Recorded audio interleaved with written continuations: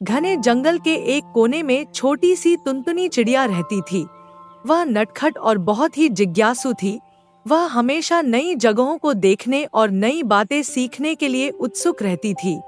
जंगल के अन्य पक्षी और जानवर उसे बहुत पसंद करते थे, लेकिन कभी-कभी उसकी जिज्ञासा उसे मुसीबत में भी डाल देती थी। एक दिन जब वह अपने घोंसले में आराम कर रही थी, तो उसने तोते चाचा और उल्लू बाबा को आपस में कुछ रहस्यमय बातें करते सुना। वे किसी भूतिया चिड़िया के स्कूल के बारे में बात कर रहे थे। टुनटुनी को यह सुनकर बड़ा आश्चर्य हुआ। रात में जब पूरा जंगल सो रहा था, टुनटुनी चुपके से अपने घोंसले से बाहर निकली।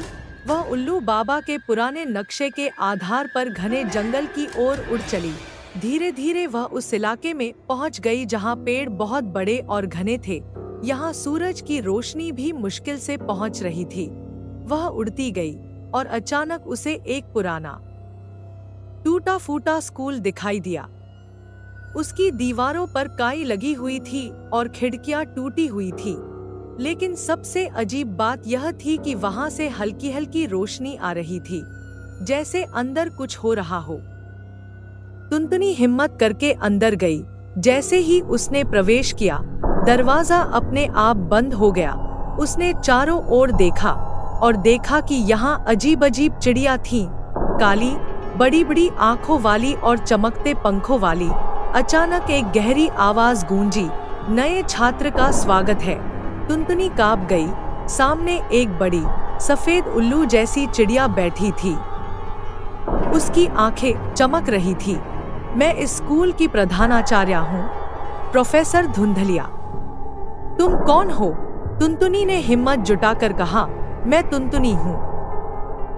मैंने आपके स्कूल के बारे में सुना था, तो देखने चली आई।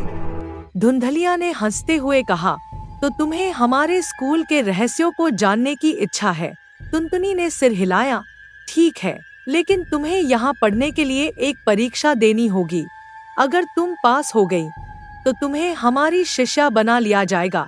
अगर फेल हो गई, तो तुम्हें हमेशा के लिए इस स्कूल का हिस्सा बनना होगा। टुनटुनी घबरा गई, लेकिन उसे अपनी बुद्धिमानी पर भरोसा था। उसने हिम्मत से कहा, मैं परीक्षा देने के लिए तैयार हूँ। अब तुम भूतिया चिड़िया के स्कूल की छात्रा बन सकती हो। टुनटुनी ने कई हफ्तों तक वहाँ अध्ययन किया। उसने जादुई उड़ान, अंधकार में देखने की शक्ति और अन्य जादुई कौशल सीख लिए, लेकिन फिर उसे अपने जंगल और दोस्तों की याद आने लगी। एक दिन उसने धुंधलिया से कहा, मुझे अब अपने घर वापस जाना होगा।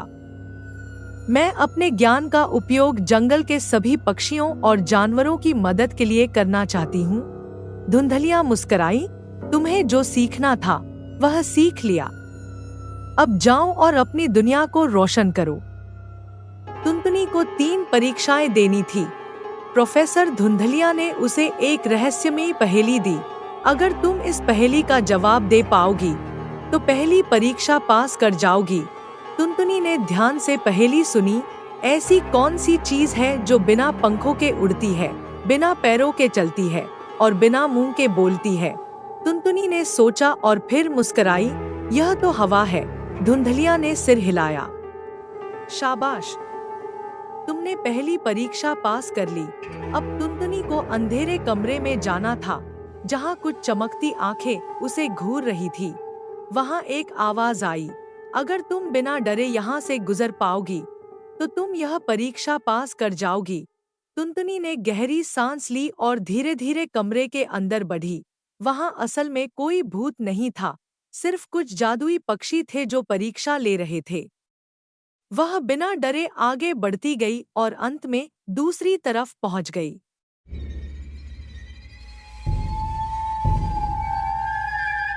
गहरे जंगल के बीचों बीच, जहां सूरज की रोशनी भी मुश्किल से पहुंच पाती थी, वहां एक विशाल और रहस्यमयी पुराना बरगद का पेड़ खड़ा था। उसकी शाखाएं इतनी फैली हुई थी कि वे आकाश को छूने का प्रयास कर रही थी। इस पेड़ पर रहती थी एक अद्भुत चिड़िया, जिसका नाम था काला साया। काला साया कोई साधारण चिड़िया नहीं थी। वह आधी रात को जगती थी और उसकी आवाज सुनकर जंगल के जानवर कांप उठते थे। कहते थे कि उसकी लाल आंखों में जो भी देख ले वह हफ्तों तक सो नहीं पाता। कोई नहीं जानता था, पर जंगल के बड़े बूढ़े जानवरों की कहानियों में उसका जिक्र सदियों से था। हर साल अमावस्या की रात को जंगल के जानवरों को पेड़ के पास अजीब रोशनी और फुसफुसाहट सुनाई देती थी। कहते थे कि उस रात काला साया का जन्मदिन मनाया जाता था, पर यह कैसा जन्मदिन था यह किसी को नहीं पता था, क्योंकि जिसने भी जानने की कोशिश की वह दोबारा नहीं दिखा। इस बार जंगल के 3 साहसी दोस्तों खरगोश झपकू, लोमड़ी चतुर और उल्लू बुद्धू ने तय किया कि वे इस रहस्य का पता लगाएंगे। उन्होंने योजना बनाई कि वे आधी रात को चुपचाप पेड़ के पास छिपकर देखेंगे कि वहाँ क्या होता है। रात होते ही तीनों दोस्त छिपकर बरगद के पास जा पहुँचे। जंगल में अजीब सन्नाटा था। अचानक हवा तेज चलने लगी और ठंड बढ़ गई। बरगद की शाखाएं हिलने लगी और उनकी सरसराहट किसी रहस्यमयी मंत्र की तरह सुनाई देने लगी। फिर पेड़ की सबसे ऊंची शाखा पर काले धुएं के बीच काला साया प्रकट हुई। उसकी आंखें चमक रही थी और उसके पंखों से अंधेरा निकल रहा था। उसने अपनी चोंच खोली और बोली, आज वह रात है जब मैं अमर हो जाती हूँ। जब तक मेरा जन्मदिन मनाया जाता रहेगा मैं हमेशा जीवित रहूंगी। भय और जिज्ञासा। झपकू, चतुर और बुद्धू ने यह सुना तो उनकी आंखें फटी रह गईं। क्या यह जन्मदिन था या कोई रहस्यमयी जादू? वे समझ नहीं पा रहे थे, लेकिन तभी काला साया ने अपने पंख फड़फड़ाए और अजीब सी रोशनी फैलने लगी। झपकू डर के मारे चीख पड़ा और उसकी आवाज सुनकर सभी परछाइयां उनकी ओर मुड़ गईं। कौन है यहाँ? काला साया गर्जी। बुद्धू ने फौरन कहा, हम जंगल के निवासी हैं और हम जानना चाहते थे कि यह कौन सा अनुष्ठान है। काला साया हंसी। उसकी हंसी में बिजली की गूंज थी। तुमने एक बड़ा रहस्य जानने की कोशिश की है। अब तुम मेरे मेहमान बन चुके हो। रहस्य का खुलासा। चतुर ने हिम्मत दिखाई और पूछा, लेकिन तुम हर साल अमर कैसे हो जाती हो? काला साया ने कहा, हर जन्मदिन पर जब यह अनुष्ठान होता है तब मेरा जीवन और शक्तिशाली हो जाता है। काला साया कुछ देर तक सोचती रही और फिर बोली, अगर तोहफा मुझे पसंद आया तो मैं तुम्हें छोड़ दूंगी। बुद्धू ने झट से अपनी चोंच से एक चमकता हुआ पंख निकाला और कहा, यह है ज्ञान का पंख। यह जिस भी पक्षी के पास होगा वह कभी भी किसी सवाल का गलत जवाब नहीं देगा। झपकू ने एक दुर्लभ जड़ी बूटी दी और बोला, यह अमृत बूटी है। अगर इसे कोई खा ले तो वह कभी बीमार नहीं होगा। और चतुर ने कहा, हम तुम्हें वादा देते हैं कि हर साल हम तुम्हारे जन्मदिन पर तुम्हें सबसे अच्छा तोहफा देंगे।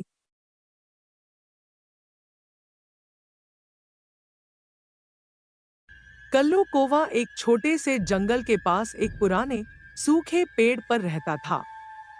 वह आमतौर पर अपने दिन का अधिकांश समय आसपास उड़ते हुए बिताता था और चिड़िया या छोटे जानवरों के साथ खेलता था। लेकिन कल्लू की जिंदगी में एक खालीपन था। उसकी जिंदगी में कोई सच्चा दोस्त नहीं था और वह हमेशा अकेला महसूस करता था। हर दिन वह अकेले ही आकाश में उड़ता और नीचे की दुनिया को देखता रहता। उसकी नजरें अक्सर उस रहस्यमय घर पर जाती जो जंगल के ठीक बीचों बीच खड़ा था। यह घर इतना पुराना और अजीब था कि आसपास के सभी जीव जंतु और पक्षी भी इससे दूर रहते थे। लेकिन कल्लू की जिज्ञासा कभी शांत नहीं हो पाई। एक दिन उसने ठान लिया कि वह इस घर के बारे में जानकर रहे। कल्लू कौवा जैसे ही उस रहस्यमय घर के पास पहुंचा, उसे एक अजीब सा सन्नाटा महसूस हुआ। यह घर बहुत पुराना और जर्जर था और उसकी दीवारें मिटी हुई थी। घर के दरवाजे पर एक काली चिड़िया बैठी थी। उसकी आंखों में एक अजीब सी चमक थी और उसके पंख झूलते हुए जैसे कुछ भूतिया शक्तियां उस पर मंडरा रही हों। कल्लू कौवा को यह चिड़िया पहली बार नजर आई थी। तुम कौन हो? कल्लू ने घबराते हुए पूछा। मैं चंचल हूँ, भूतिया चिड़िया, वह चिड़िया बोली, और यह घर मेरा है। कल्लू ने उसकी ओर देखा और पूछा, लेकिन यह घर इतना पुराना और खौफनाक क्यों है? चंचल ने जवाब दिया, यह घर कई सालों से बंद पड़ा हुआ है। यहाँ बहुत सी आत्माएं हैं जिनकी कहानियां सुनकर तुम डर जाओगे। लेकिन अगर तुम सच्चे दिल से मेरी मदद करना चाहते हो तो मैं तुम्हें इस घर का रहस्य बता सकती हूँ।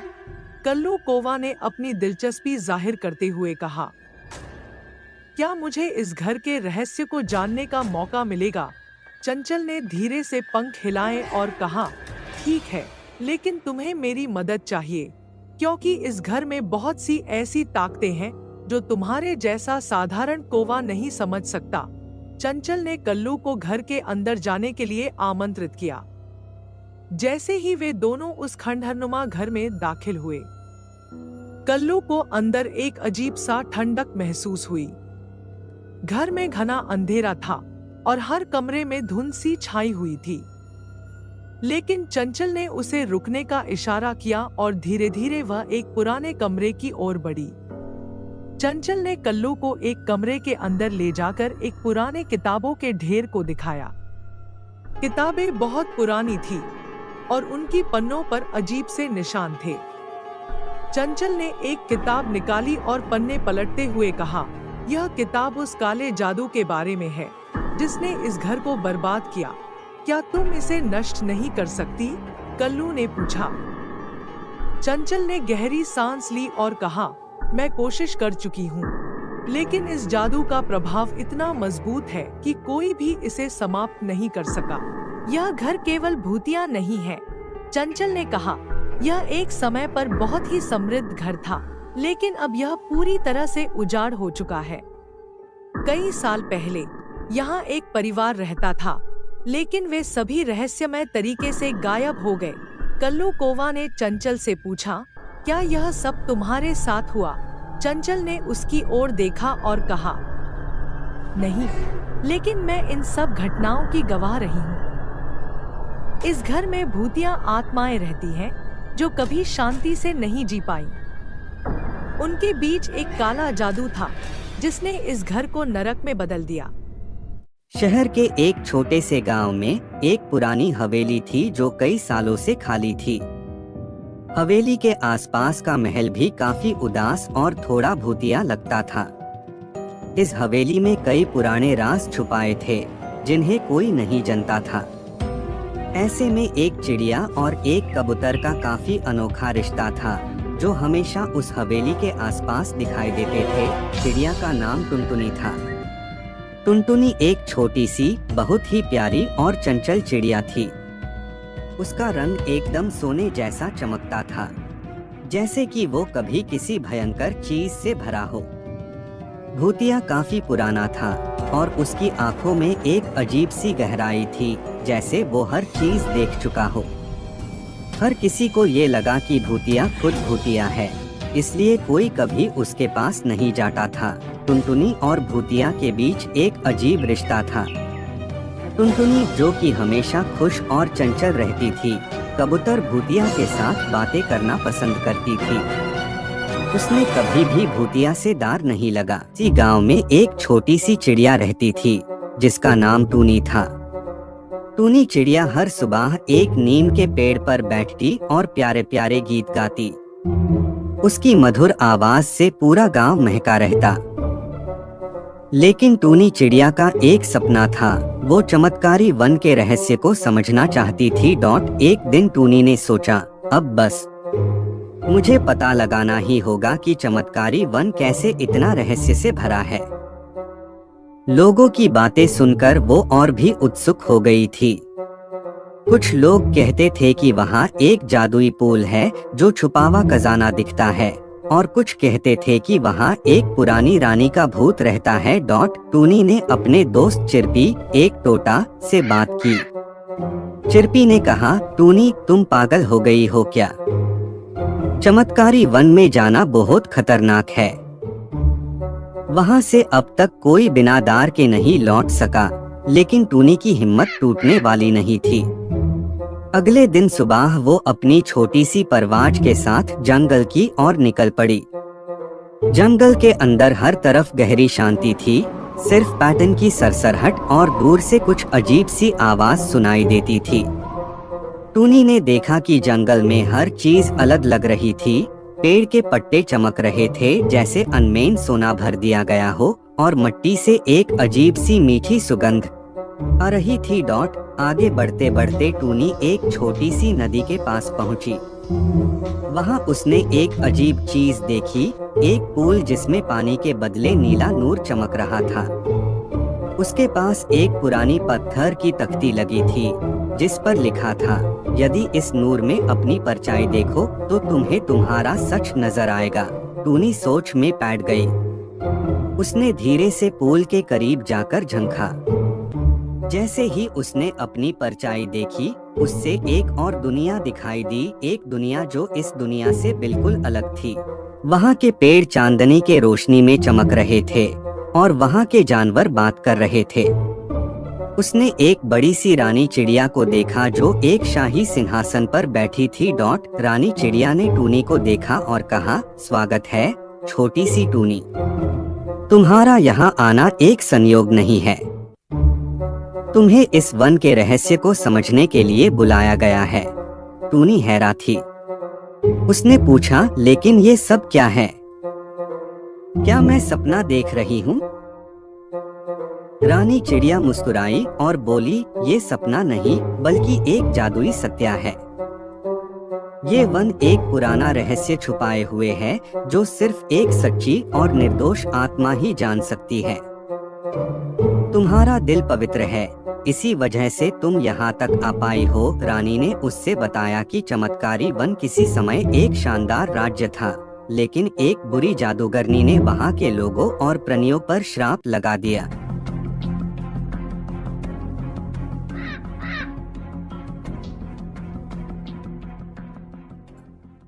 उस श्राप के कारण सब कुछ छुप गया और जंगल एक रहस्य